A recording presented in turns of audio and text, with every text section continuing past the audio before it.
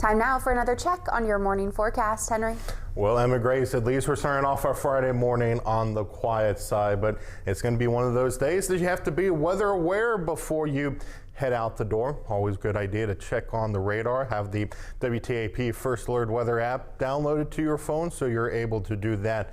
But of course, right now we're just looking at some cloud cover here in Marietta as temperatures start off in the low 70s. But of course, today, keep an eye on that threat for localized flooding. We do have that slight risk in place across the Middle Ohio Valley today. We're still going to keep an eye on Saturday, but so far the highest threat for any localized flooding at the moment staying just south of US 50, but still important to stay weather aware for that as this stationary boundary continues just to float around near our neck of the woods. This is going to continue to drift down towards the south today and into your Saturday, and that's going to allow for that threat of showers and thunderstorms to pop up. At the moment, quiet, but you have been seeing some hit or miss storms popping up towards the north and some shower activity further off towards the west. So there will be still that chance of an isolated downpour later on this morning, but very low risk. But it's mainly going to be towards the afternoon that we'll look at some better chances of those torrential downpours. And then we'll get into this evening where that threat of heavy rain is not going to be a concern for us.